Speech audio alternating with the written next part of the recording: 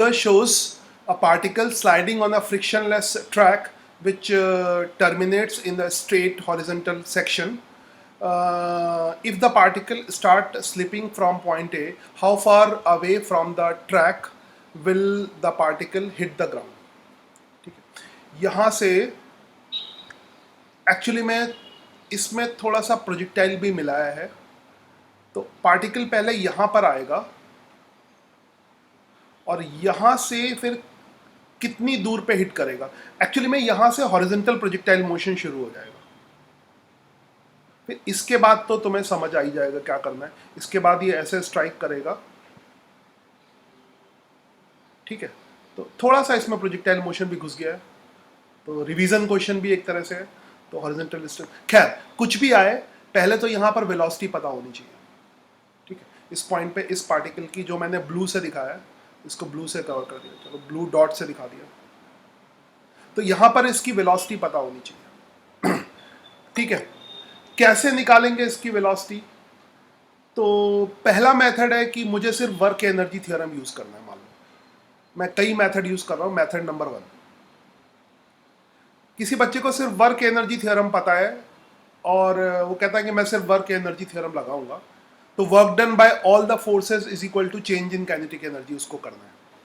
ठीक है, इसमें सिस्टम किसको लिया है? सिस्टम मैंने सिर्फ पार्टिकल को लिया है. सिस्टम पार्टिकल को लिया है, तो सिस्टम का नाम लिख दें. ये भी ज़रूरी है कि सिस्टम किसको लिया? पार्टिकल को लिया. सिस्टम जो है वो पार्टिकल है. ठीक है, सिस्टम इसमें अर्थ प्लस पार्टिकल नहीं है, ध्यान रखोगे, क्योंकि अर्थ प्लस पार्टिकल लोगे तब पोटेंशियल एनर्जी का कंसेप्ट आएगा, अदरवाइज पोटेंशियल एनर्जी का कोई कंसेप्ट नहीं आएगा. तो ये ए पार्टिकल है, हम वर्क एनर्जी थ्योरम लगाते हैं. अगर तुम्हें वर्क एनर्जी थ्योरम याद हो तो work done by sum of work done by all the forces, sigma W लिख लेता हूँ. ये जितने भी फोर्सेस का work done, that is equal to final kinetic energy plus, sorry, final kinetic energy minus initial kinetic energy. कभी कभी इसको ऐसे भी लिखते हैं. कैसे? Sum of work done plus initial kinetic energy is equal to final kinetic energy. तुम्हें पता है ये वही चीज़ है, तो ये प्रैक्टिस करते करते ऐसे लिख लो, चलेगा, कोई दिक्कत नहीं. तो यहाँ पर पहले तो ये वाला पार्ट मैं कैलकुलेट करूँ, sum of work done by all the forces, तो फोर्स कंसेप्ट भी इसमें एंटर कर जाएगा. अच्छा, फोर्स कौन कौन से? पहला जो फोर्स है वो तो नॉर्मल रिएक्शन है ना. नॉर्मल रिएक्शन इसके ऊपर लग रहा है, नॉर्मल रिएक्शन. तो याद रखो, नॉर्मल रिएक्शन हमेशा शॉर्ट डिस्प्लेसमेंट के परपेंडिकुलर होता है. जैसे किसी भी जगह लोगे, यहाँ भी नॉर्मल रिएक्शन लोगे, कहीं पे भी नॉर्मल रिएक्शन लो. मैं पहला क्वेश्चन तो बहुत डिटेल में एक्सप्लेन कर रहा हूँ, बार बार मैं इस चीज़ को एक्सप्लेन नहीं करूँगा, वो अंडरस्टूड हो जाएगी, मगर एक बार एक्सप्लेन कर देता हूँ ताकि कंसेप्चुअली स्ट्रांग हो जाए. नॉर्मल रिएक्शन हर जगह पे डिस्प्लेसमेंट के परपेंडिकुलर होगा, है ना. जैसे यहाँ पे शॉर्ट डिस्प्लेसमेंट की बात करोगे तो शॉर्ट डिस्प्लेसमेंट कुछ ऐसे होगा, क्योंकि यहाँ पे नॉर्मल रिएक्शन तो वेरिएबल फोर्स हो गया ना, इसकी डायरेक्शन बदल रही है. हो सकता है डायरेक्शन क्या, वैल्यू भी बदल सकती है, थीटा भी बदलेगा, तो नॉर्मल रिएक्शन वेरिएबल होगा, है ना. अलग अलग ले लेते हैं, यहाँ पे नॉर्मल रिएक्शन N1 ले लेते हैं, N2 ले लेते हैं. ठीक है, याद आया होगा. यहाँ पे भी तो जो नॉर्मल रिएक्शन है वो हर जगह डिस्प्लेसमेंट के परपेंडिकुलर है. यहाँ पे dx1 ले लो, इसको dx2 ले लो, तो at every point normal reaction is perpendicular to displacement. तो याद है तुम्हें वेरिएबल फोर्स का पहले स्मॉल वर्क डन कैलकुलेट करते थे. Small work done by normal reaction, वो क्या होता था? नॉर्मल रिएक्शन डॉट dx, दोनों का डॉट प्रोडक्ट होगा, n का और dx का. और हर जगह नॉर्मल रिएक्शन स्मॉल डिस्प्लेसमेंट के परपेंडिकुलर होगा, तो नॉर्मल रिएक्शन का तो वर्क डन हर जगह जीरो होगा. ठीक है, अब आगे के सवालों में हम इसको कैलकुलेट नहीं करेंगे, क्योंकि मैक्सिमम क्वेश्चन में नॉर्मल रिएक्शन का वर्क डन जीरो होता है. तो और कौन सा फोर्स बचा? फ्रिक्शनलेस है, तो यहाँ पे फ्रिक्शन तो है नहीं, तो उसके अलावा सिर्फ एक ही फोर्स बचता है, mg, ग्रेविटेशन, है ना. ग्रेविटेशन फोर्स बचता है, mg बचता है. और m इसका shows a particle frictionless which is straight, इतना पार्टिकल स्लिपिंग ओवर. मास वास कुछ दिया नहीं है, ठीक है, हाइट वाइट दे रखी है, तो मास mg ले ले ना. मास m ले ले तो वेट कितना हो जाएगा? mg हो जाएगा. और mg का वर्क डन क्या होगा वो हमें देखना पड़ेगा कि mg की डायरेक्शन में कितना डिस्प्लेसमेंट होता है. हमें ये देखना पड़ेगा कि mg की डायरेक्शन में कितना डिस्प्लेसमेंट होता है। तो mg की डायरेक्शन में ये यहाँ से mg नीचे की तरफ है, तो नीचे की तरफ कितना डिस्प्लेसमेंट होता है। तो यहाँ से यहाँ तक जब ये आएगा, मैं डॉटेड लाइन से शो करता हूँ, ये पहली डॉटेड लाइन है, ट्राई टू मेक इट, है ना, और दूसरी लाइन ये है, थोड़ा इसके ऊपर रफली बना रहा हूँ। तो ऑब्वियसली mg की डायरेक्शन में जो डिस्प्लेसमेंट है, mg की डायरेक्शन में जो डिस्प्लेसमेंट है वो यही है, और ये कितना है 0.5 के बराबर। ये तो 0.5 मीटर ही है, 1 मीटर, और ये इतना, ये तो ये 0.5 मीटर, सबको दिख रहा है ये। तो फोर्स का mg का वर्क डन कितना होगा, force into displacement, force into displacement. तो यहां पर अगर मैं पूरा लिखूं नॉर्मल रिएक्शन का वर्क डन, इसको, इस इक्वेशन को लिखता हूं, अगेन टेक ब्लू कलर, ठीक है। तो सम ऑफ वर्क डन में work done by normal reaction हो गया,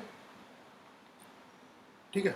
वर्क डन बाय फ्रिक्शन हो गया, फ्रिक्शन तो है नहीं, तो work done by normal reaction ही होगा खाली, plus work done by gravitational force, है ना, प्लस इनिशियल काइनेटिक एनर्जी जो कि 0 है ना, is equal to final kinetic energy. इसको मैं अगले स्टेप में लिख दूंगा, या अगले स्टेप के चक्कर में क्या बोलूं, नॉर्मल रिएक्शन का वर्क डन तो 0 हो जाएगा, इसको हटा के 0 लिखो।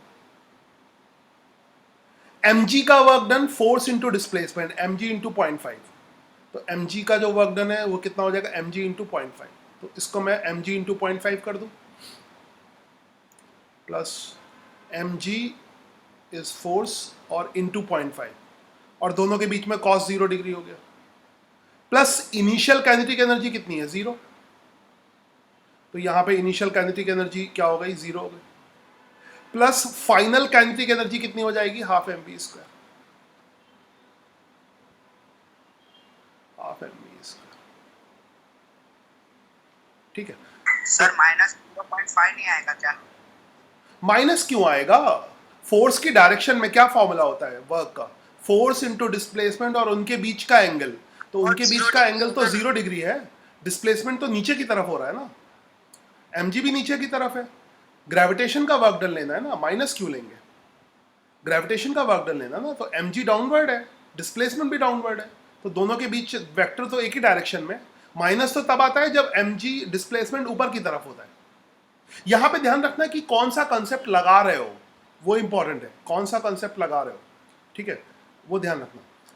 वैसे तो पोटेंशियल एनर्जी में डिक्रीजमेंट भी यहाँ पर, पोटेंशियल एनर्जी का डिक्रीजमेंट नेगेटिव होगा, अगर पोटेंशियल एनर्जी का कंसेप्ट लगा रहे हो तो डेल्टा यू की वैल्यू वो negative of the work done by gravitational force होता है, ध्यान रखना, जो चेंज इन पोटेंशियल एनर्जी होता है वो नेगेटिव ऑफ द, ये कीवर्ड को कहीं पे नोट करके लिख लो कि डेल्टा यू क्या, हालांकि ये बहुत बार आएगा, मैंने लिखाया नहीं है तुम्हें, क्योंकि इतनी बार चीज आएगी है कि लिखाने की जरूरत नहीं है, मगर फिर भी अपने हिसाब से लिख लो, what is change in potential energy, negative of the work done by conservative force.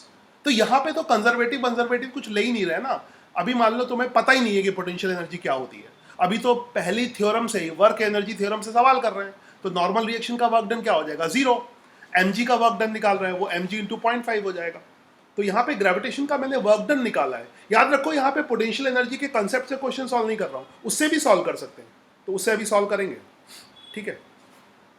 अच्छा तो ये आ जाएगा, तो यहाँ से फिर mm तो कैंसिल हो जाएगा, g की वैल्यू 10 ले लो, है ना, g की वैल्यू 10 ले लेते हैं, हालांकि गिवन नहीं है, दिट शुड बी, तो g की वैल्यू 9.8 लेनी चाहिए, मगर g की वैल्यू मैं दे देता हूँ 10 मीटर पर सेकेंड स्क्वायर, फालतू के झंझट में क्यों पड़े, g की वैल्यू 10 मीटर पर सेकेंड स्क्वायर, तो इसके अकॉर्डिंग फिर आ गया g की वैल्यू, अगर मैंने 10 ले ली तो यहाँ पर ये हो गया m, और ये 5 हो जाएगा, g की वैल्यू 10 लेने के बाद ये 5 हो जाएगा, and that is half mv square. तो यहाँ से m और m कैंसिल हो जाएगा, तो यहाँ पर आ जाएगी v की वैल्यू भैया √10 मीटर पर सेकेंड। उसके बाद की बात हम थोड़ी देर में करेंगे, v के बाद ये डिस्टेंस, एक्चुअली में सवाल में तो ये डिस्टेंस निकाल दी, तो ये डिस्टेंस हम थोड़ी देर में निकालेंगे, बट पहले हमने v की वैल्यू निकाल दी, इस पॉइंट पे v की वैल्यू निकाल दी। तो ये तो पहला मेथड हो गया, दूसरे मेथड से देखो, ठीक है, ये पहला मेथड हो गया। अब हम इसी सवाल को दूसरे मेथड से करेंगे। मैं मिटा देता हूँ क्योंकि डायग्राम देखने में, क्योंकि ये रिकॉर्ड हो रहा है, तो आई विल रब इट। हाँ, तो v की वैल्यू √10 आ गई है। बाद में तुम कंपेयर कर लेना रिकॉर्डिंग। नाउ ठीक है, अब मैं दूसरा मेथड लगाता हूँ। याद रखना, इक्वेशन वैसी ही कुछ आएगी मगर मेथड अलग अलग होंगे। तुम कौन सी थॉट प्रोसेस लगा रहे हो ये इंपॉर्टेंट है। दूसरा मेथड क्या है? अब की हमने पार्टिकल, अब ये नॉर्मल रिएक्शन वगैरह का वर्क डन से हमें कोई मतलब नहीं है, ठीक है, ये हटाओ, ये नॉट कैलकुलेटिंग वर्क डन। फिर से दूसरा मेथड क्या है? हम इसमें नहीं, नॉर्मल रिएक्शन का वर्क डन तो फिर भी ज़रूरत तो तुम्हें पड़ेगी, क्योंकि बेसिकली अगर तुम्हें इक्वेशन, पुरानी इक्वेशंस याद हो, उसको रहने देता हूँ, उस तरह से ज़रूरत नहीं पड़ेगी, अलग तरीके से पड़ेगी। दूसरा मेथड देखो। दूसरा मेथड क्या है? वैसे दूसरा मेथड को मैं रिवाइज कर देता हूँ, वो यहीं से आता है।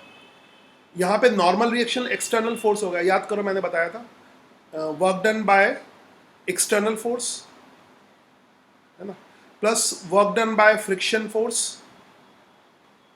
Plus work done by conservative force,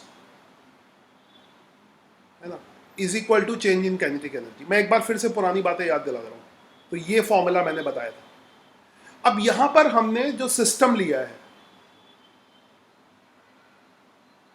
वो मैंने लिया है पार्टिकल प्लस अर्थ, है ना। इस पार्टिकल को लिया particle plus earth, E for earth. तो अब पोटेंशियल एनर्जी का कंसेप्ट आ जाएगा।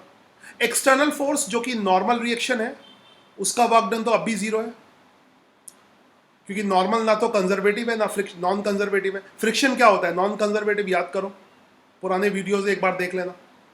तो यहाँ पर work done by normal reaction जो कि एक्सटर्नल फोर्स है वो तो जीरो हो जाएगा, ये तो जीरो है। फ्रिक्शन है ही नहीं तो उसका वर्क डन जीरो होगा। याद रखो, कंजर्वेटिव फोर्स का जो वर्क डन होता है negative of the change in potential energy, है ना। कंजर्वेटिव फोर्स यहाँ पे ग्रेविटेशनल फोर्स है ना। कंजर्वेटिव फोर्स क्या है? ग्रेविटेशनल फोर्स है। तो यहाँ पे इसको लिख सकते हो gravitational force, G for gravitational force, इसको जी से, इट इज ग्रेविटेशनल फोर्स। बस लॉजिक अलग है, अब लॉजिक अलग है। तो ग्रेविटेशनल फोर्स का work done negative of the change in potential energy आ जाएगा, और फिर के फाइनल माइनस के इनिशियल।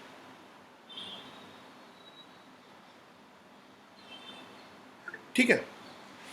अच्छा, इसमें ध्यान रखना, change in potential energy, change in potential energy वही ग्रेविटेशनल फोर्स के वर्क डन को negative of the change in potential energy ले लिया।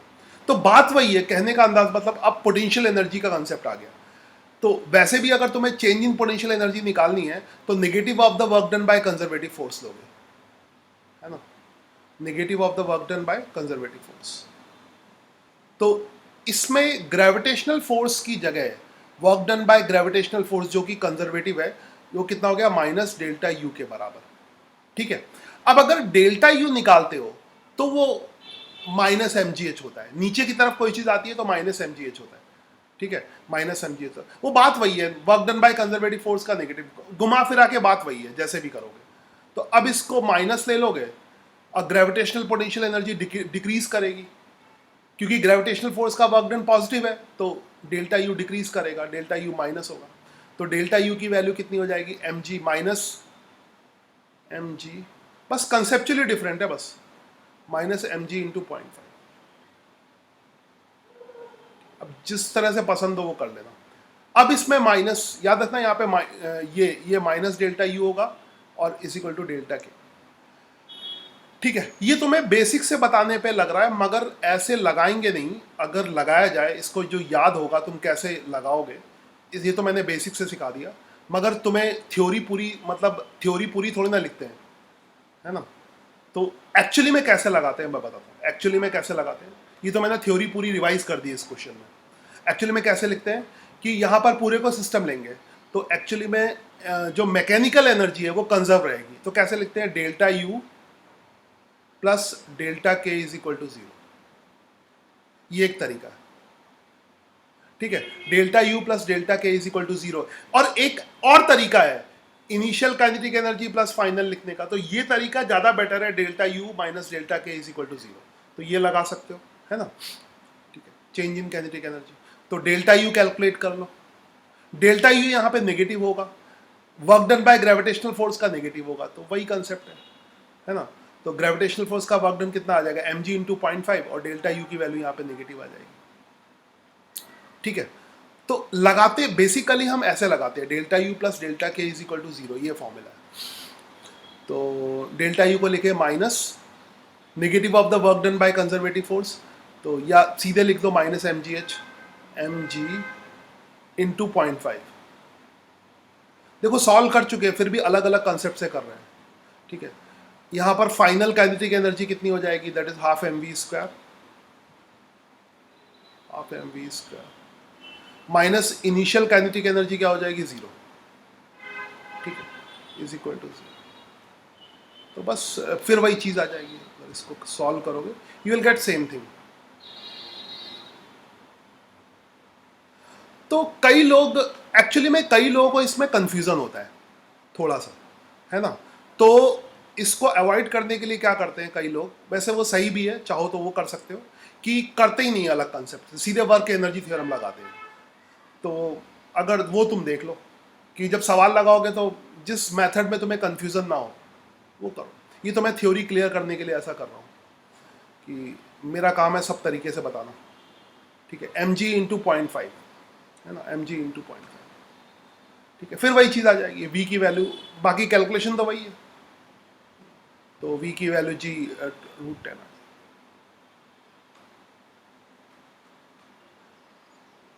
√10 मीटर पर सेकेंड। ये मेथड, कुछ लोग इसको इसका दूसरा वाला फॉर्म भी लिखते हैं, जो भी मैंने एक्सप्लेन किया है, जो ज़्यादातर लोग ये वही चीज़ है, डेल्टा यू कर लेते हैं, या कुछ लोग ऐसे भी लिखना पसंद करेंगे। मगर सबसे प्यारा तो वर्क एनर्जी थ्योरम है, उसमें कोई झंझट नहीं है। कुछ लोग ऐसे करेंगे क्योंकि यहाँ पर फ्रिक्शन फोर्स भी नहीं है, एक्सटर्नल फोर्स नॉर्मल रिएक्शन है, उसका वर्क डन जीरो है, इसलिए initial mechanical energy is equal to final mechanical energy होगी। ये तो शायद तब भी लगाते हैं जब बेसिक नहीं जानते हैं। Initial mechanical energy is equal to किसके बराबर हो जाएगी, फाइनल मैकेनिकल एनर्जी के बराबर हो जाएगी। बात वही है, इनिशियल मैकेनिकल एनर्जी क्या हो जाएगी, है ना, ये शायद 10th में भी यूज़ करते थे, initial kinetic energy plus initial potential energy, इसका भी तुम्हें बेसिक बता दिया मैंने। और in final kinetic energy plus final potential energy. मगर अभी वर्क एनर्जी थ्योरम परफेक्ट है, उससे कहीं भी कोई कंफ्यूजन नहीं होगा, तो सबसे बढ़िया वर्क एनर्जी थ्योरम, क्योंकि सब चीज़ें वर्क एनर्जी थ्योरम से ही निकलती हैं। मगर कंसेप्ट इसमें सबके आने चाहिए, क्योंकि आगे की चीज़ों के लिए कभी कभी पोटेंशियल एनर्जी के कंसेप्ट पे क्वेश्चन आएगा, तब अलग बात है। इसमें फिर कुछ लोग क्या करते हैं कि जीरो पोटेंशियल एनर्जी यहाँ पे ले लेते हैं, ठीक है। तो ऑब्वियसली फिर यहाँ पे पोटेंशियल एनर्जी क्या हो जाएगी, mgh, ये भी मैंने अलग से डिस्कस कर दिया था, ठीक है। इसमें वर्क डन वगैरह कुछ नहीं कैलकुलेट करना होता, हटाओ वर्क डन, सब हटा दो। तो यहाँ पे पोटेंशियल एनर्जी क्या हो जाएगी,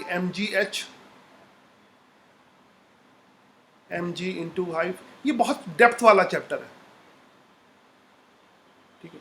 mg हाइट और इनिशियल पोटेंशियल एनर्जी, यहाँ पे ये इनिशियल पोटेंशियल एनर्जी हो गई, सॉरी मैंने उल्टा लिखा है, इनिशियल काइनेटिक एनर्जी जीरो हो गई, इनिशियल काइनेटिक एनर्जी जीरो हो गई, और इनिशियल पोटेंशियल एनर्जी mgh हो जाएगी, इनिशियल पोटेंशियल एनर्जी mgh हो जाएगी। mgh कितना है, 1 मीटर, ठीक है। ये अजीब सा लग रहा है 1 मीटर, ऐसा लिखना, 1 ही लिख देता हूँ, 1m लग रहा है, 1 लिख दो, is equal to final kinetic energy हमें निकालनी है, half M V square, final half M V square, और फाइनल पोटेंशियल एनर्जी कितनी है, mg इंटू हाइट, यहाँ पे जीरो, बॉटम पे जीरो लिया है, तो mg इंटू 0.5।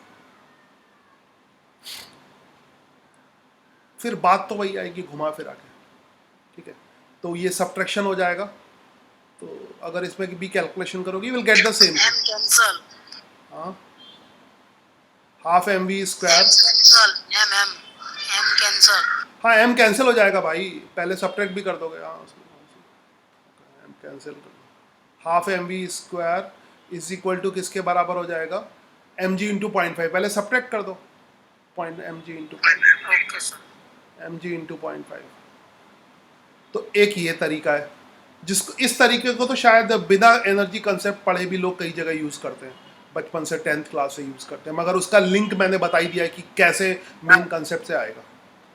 सर वहाँ पर 0 माइनस एम जी इंटू 1 आएगा ना, क्योंकि सर माइनस कंजर्वेटिव फोर्स है ना। क्या करो सर सेकंड लाइन में एम जी इंटू 1 आएगा ना, माइनस। ये बहुत बड़ी दिक्कत है, यहाँ पे सबसे बड़ी समस्या है, तुम एक को दूसरे में मिक्स करोगे तो गड़बड़ हो जाएगी। एक को, वो मेथड नहीं है, हम वो मेथड यूज नहीं कर रहे हैं। ये कौन सा मेथड यूज करिए, तीसरा मेथड है, इससे पुराने वीडियोस को ध्यान से देखो, ये वो मेथड यूज नहीं कर रहा है, ध्यान रखना। यहाँ पर ये चीज अलग है, देखो इसको इस वाले मेथड से कंपेयर करो, ये अलग है। ये delta U is equal delta U plus delta के, इसलिए थ्योरी बहुत डीप में पढ़ना है इसमें, और अगर थ्योरी डीप में नहीं पढ़ी है तो वर्क एनर्जी थ्योरम से ही करो, उसमें कोई झंझट नहीं है। डेल्टा यू करोगे तब माइनस एम करोगे, ध्यान रखोगे, वैल्यू लिखोगे तब माइनस एम नहीं लिखोगे। जब डेल्टा यू करना है, पिछला मेथड देखना, डेल्टा यू तब माइनस, यानी change in potential energy negative of the work done by conservative force के बराबर होता है, मगर पोटेंशियल एनर्जी नहीं होता है, ध्यान रखना। इसीलिए मैंने एक एग्जाम्पल लेके कई तरीके से कराया, कोई पर्टिकुलर पॉइंट पे पोटेंशियल एनर्जी नेगेटिव नहीं होती है ना। इसको जब u final minus u initial लिखोगे तब तो वैल्यू लिखोगे, तो यहां पर वैल्यू लिखी है, तो यहां पर वो मत कर देना कि negative of the work done by conservative force, तब डेल्टा यू वाला लिखो, वरना सब गड़बड़ हो जाएगी। यहां पे अगर माइनस एम जी माइनस लिखोगे, यानी एक की थ्योरी दूसरे में मिक्स करोगे तो गड़बड़ हो जाएगी, ठीक है। तो अगर तुम्हें कंफ्यूजिंग लगता है ये, तो वर्क एनर्जी थ्योरम से ही करो प्रॉब्लम, ठीक है, और बाकी थ्योरी को कंसेप्ट के लिए यूज करो, क्योंकि वर्क एनर्जी थ्योरम से सब कुछ निकला है, तो सब कुछ उसी से आ जाएगा। सर इसमें जो हमको फाइंड करना है वो एक्स, हाँ वो तो फाइंड करें, अभी तो वी फाइंड कर रहे हैं, वो तो आगे तो प्रोजेक्टाइल का क्वेश्चन हो गया, आगे तो प्रोजेक्टाइल वाला, आगे तो रिवीजन क्वेश्चन है। अभी तो वी तीनों मेथड से सेम आया ना, वी अभी फाइंड कर रहे हैं, रुक जाओ, ये तीनों मेथड से, तो ये 3 मेथड मैंने लगाए हैं, तो तुम जैसा अगर चाहोगे तो मैं कई मेथड से कर दूंगा, मगर ध्यान रखना एक मेथड को दूसरे मेथड से मिक्स नहीं करना, याद रखो। इसलिए मैंने छोटी छोटी चीज़ों पे अलग अलग पुराने वीडियोस आई थिंक मैंने सब अपलोड भी कर दिए हैं, तो बार बार जाके देखना, क्योंकि इसमें बहुत छोटा सा एक बाउंड्री लाइन होती है, कंसेप्ट की बहुत बाउंड्री लाइन होती है, तो उसको ध्यान से देखना। और नहीं तो फिर अगर थोड़ा भी कंफ्यूजन हो तो यूज़ वर्क एनर्जी थ्योरम, उससे सब क्वेश्चन सॉल्व हो जाएंगे, ठीक है। चलो अब आगे का पार्ट करते हैं, बहुत हो गया, वी निकालने के 3 मेथड हो गए, ठीक है, वी निकालने के 3 मेथड। तो अब आगे प्रोजेक्टाइल है, अब आगे तो कुछ भी नहीं है, आगे रेंज क्या होता है, horizontal distance into time of flight, याद करो आगे का प्रोजेक्टाइल वाला पार्ट, ठीक है। तो हमें x निकाल, आगे रिव्यू क्वेश्चन हो गया, हमें x निकालना है, तो x क्या हो जाएगा, प्रोजेक्टाइल मोशन में हॉरिजॉन्टल वेलोसिटी कांस्टेंट होती है, तो v into T, I hope तुम्हें ये याद होगा, टाइम v इंटू टी करेंगे, v की वैल्यू किसके बराबर आ गई, √10 के बराबर आ गई, v की वैल्यू टी की 1/√10 आ रही है। टी की अभी देखते हैं, टी की वैल्यू देखते हैं क्या आती है, ठीक है। टी की वैल्यू पे गोला लगा लूँ, टी के लिए क्या करोगे, अब तो टी की अच्छी vertical gravity, under gravity move कर रहा है ना, तो टी के लिए क्या हो जाएगा, delta Y is equal to U by T plus half A by T square है, इनिशियल वर्टिकल वेलोसिटी 0 है। अब तो जल्दी जल्दी कर देता हूँ, हाफ ए वाई नीचे की तरफ है ना, फॉर्मूला तो फिर भी लिख दूँ क्योंकि कुछ लोग नए होंगे उनके लिए फॉर्मूला लिख देता हूँ, ठीक है। Delta Y is equal to U by T plus half A by T square, half A by T square,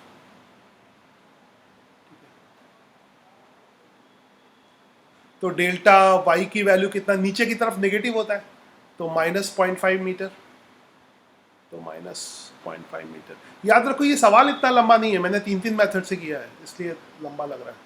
initial vertical velocity कितनी है, 0, प्लस हाफ ए वाई कितना हो जाएगा, दैट इज -10 नीचे की तरफ इसलिए माइनस है,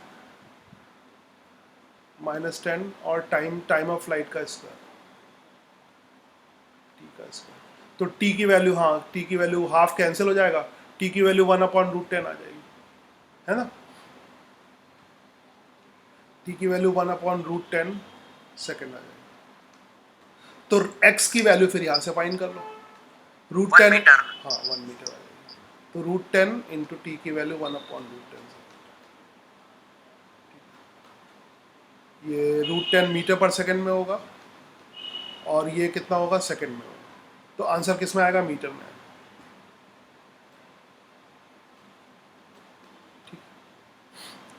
तो ये मल्टीपल मेथड से कर दिया, बाकी क्वेश्चंस में